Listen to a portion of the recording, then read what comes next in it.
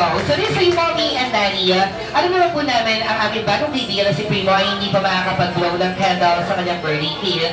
This time, Mommy and Daddy, kayo na lang po ang mag-blow nito para po sa inyo. Ayan. So bago po namin sindihan po yan, ay hihingan po muna natin kayo ng birthday wish po para sa inyo. Ayan. So this same Daddy, outline na natin si Mommy.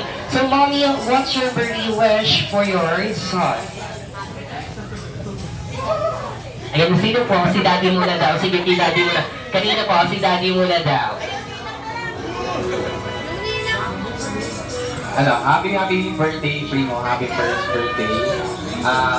Wala naman ako ibang wish. Lagi ko naman sinasabi sa kanya paggabi na sana lumaki kang mabuti. Siyempre, lagi rin sinasabi, lagi kang matakot sa Diyos. Matakot ka sa Diyos.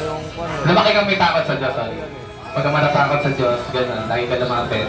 Tapos, maging mabuting tao ka lang, katulad ni Daddy. Ayun. Thank you. Happy birthday. Happy birthday, Primo. Wish ni Mami, sana maging laging healthy. And sana huwag na masyadong makulit. Ayun lang.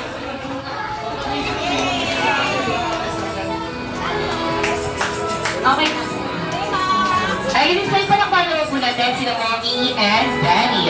That is like Mommy and Daddy say na para i-blow niyo po ang candle na iyan. So we'll count 3 to 1 and after that, you will blow the candle. Okay, ready? In 3, 2, 1, and blow the candle.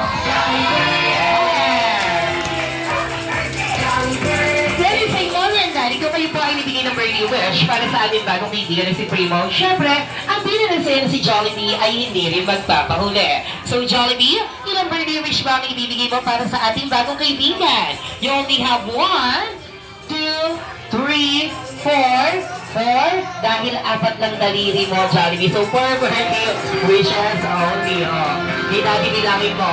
1, 2, 3, 4, 5. Sa'yo. 1, 2, 3,